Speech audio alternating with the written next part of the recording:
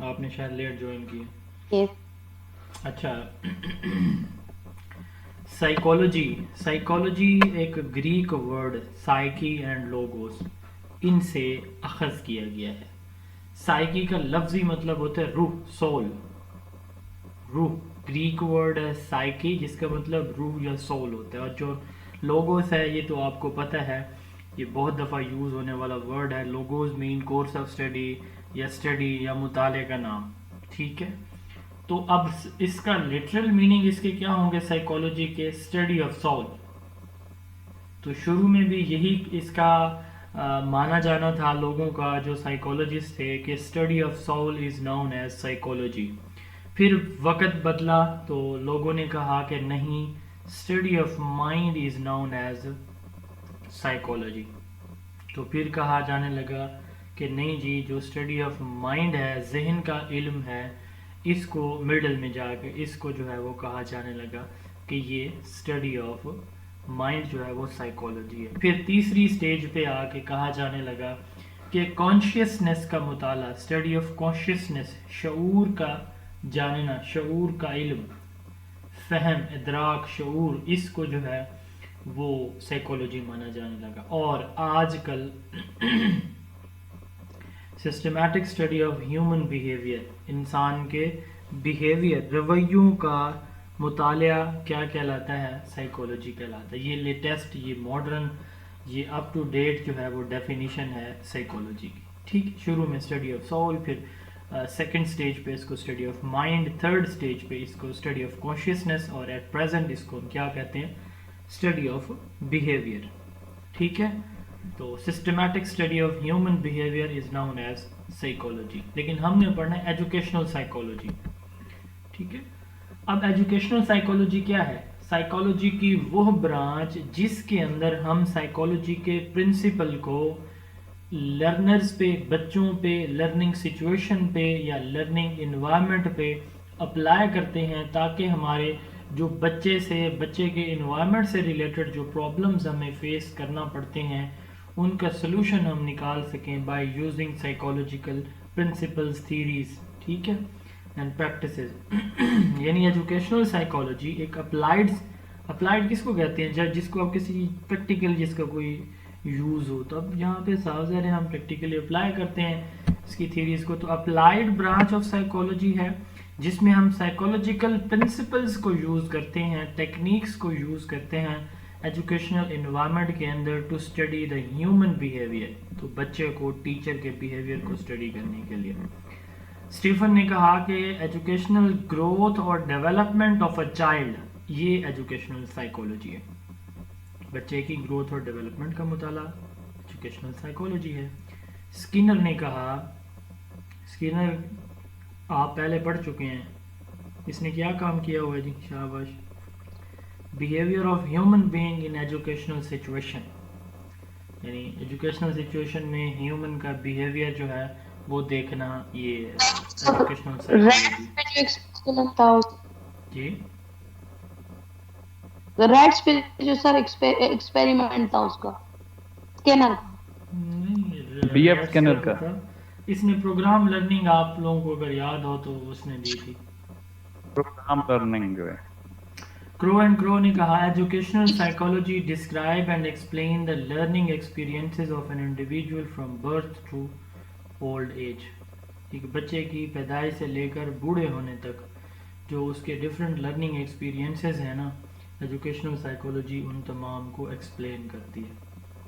اب اس کے ایریاز 3 ہیں. یہ ہم کریکولم کے فاؤنڈیشن جب ہم نے پڑھی تھی ایجوکیشنل سائیکالوجی ایک فاؤنڈیشن کے طور پر لی تھی، تو یہ والا ٹاپک ہم آلریڈی وہاں ڈسکس کر چکے ہیں، بٹ ہم اس کو اگین ایک دفعہ دیکھیں گے. اس سے پہلے ہم بات کر لیتے ہیں سائیکالوجی کی 2 برانچ ہوتی ہیں، pure psychology and applied psychology.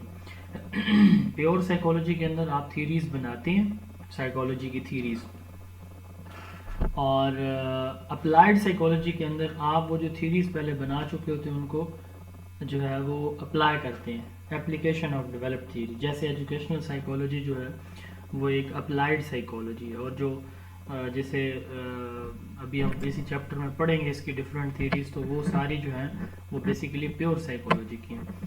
اب ایریاز آف ایجوکیشنل سائیکالوجی، یہ تو برانچز ہیں سائیکالوجی مین برانچ کی، تو اب ایریاز جو ہیں اس کے ایجوکیشنل سائیکالوجی کے وہ 3 ہیں: learner, learning process and learning situation. سب سے پہلے لرنرز کی ہم بات کرتے ہیں۔ ہمارے پاس جو بچے آتے ہیں ان کی مختلف ایبیلٹیز، انٹرسٹ، موٹیویشنل لیول، گروتھ اور ڈیولپمنٹ کے حامی ہوتے ہیں، کچھ ذہین، کچھ کمزور، کچھ بہت ہی کمزور، ٹھیک ہے۔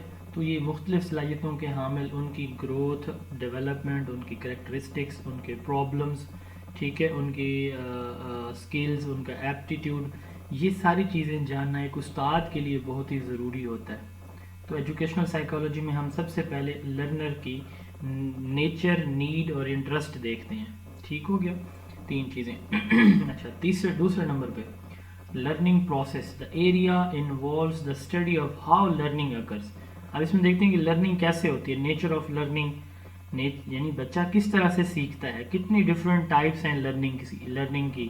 جیسے ہم نے تھیریز آف لرننگ پڑھی ہیں، وہ بھی ایجوکیشنل سائیکالوجی کا چیپٹر ہے، ٹھیک ہے۔ وہ نیچر آف لرننگ ہے، لرننگ کیسے ہوتی ہے، کس طرح مختلف تھیریز ہیں کہ بچہ کیسے سیکھتا ہے۔ کچھ کہتے ہیں انوائرمنٹ سے، کچھ کہتے ہیں ذہن سے، کچھ کہتے ہیں ایکٹیویٹی سے، کچھ کہتے ہیں انٹرنیٹ سے، تو یہ مختلف تھیریز ہیں۔ تو لرننگ کیسے ہوتی ہے، ٹھیک ہے، ڈفرینٹ تھیریز جو ہے اس پہ ہم بات کرتے ہیں۔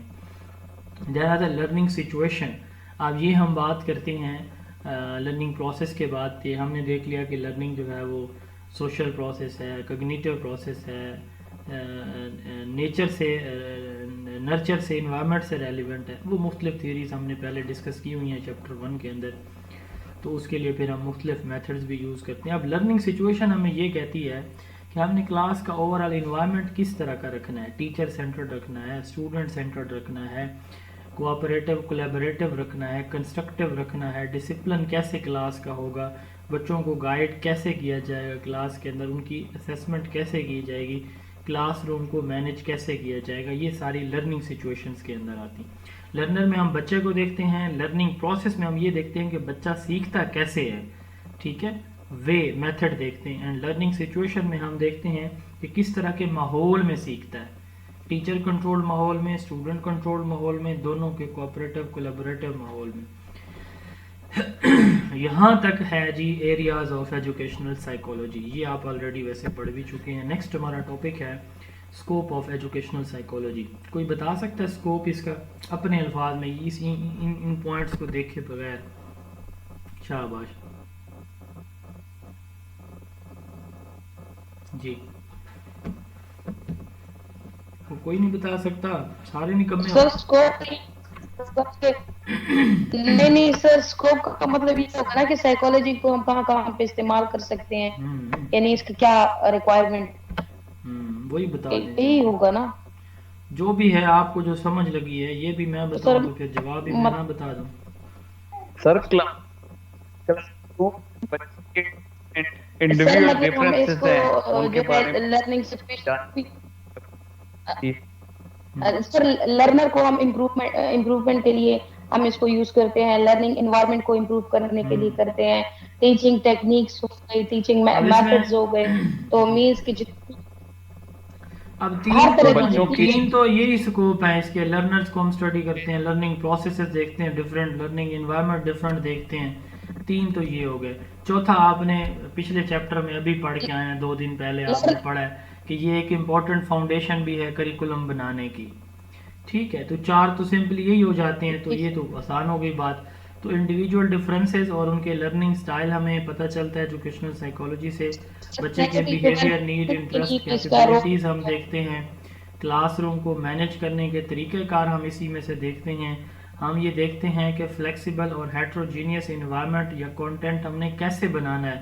ہیٹروجینس سے مراد یہ ہے کہ مختلف بچے ہیں تو ان کے لیے مختلف طرح کا کانٹینٹ ہونا چاہیے، یعنی سب کی نیڈز کو دیکھا جائے، ایک جیسا کانٹینٹ نہ ہو۔ تو فلیکسیبل ہو، تبدیل جسے ہم کر سکیں، انسٹرکشنز کو، ٹیچنگ کو ہم بہتر کر سکتے ہیں، اس سے لرننگ بہتر کر سکتے ہیں، کریکولم بنا سکتے ہیں، گائیڈنس اور کاؤنسلنگ کر سکتے ہیں ایجوکیشنل سائیکالوجی سے، بچے کی پرسنل ڈیولپمنٹ اس سے ہوتی ہے، ہم اگر ہمارے پاس ڈفرینٹ بچے، ہر بچے کی نیڈز ڈفرینٹ ہیں، تو ہم انڈیویجول بیسڈ ایجوکیشن بھی لا سکتے ہیں. اس کے ساتھ ساتھ ہم اڈلٹس کی لرننگ، ان کی لائف اور ان کے پرابلمس کو بھی ڈسکس کر سکتے ہیں. یہ سارے سکوپ ہیں جی ایجوکیشنل سائیکولوجی کے. فرسٹ ٹائم روڈولف گوکل نے یہ ورڈ سائیکولوجی جو ہے وہ یوز کیا تھا 1590 کے اندر. روڈولف گوکل نے 1590 میں ورڈ سائیکولوجی یوز کیا تھا.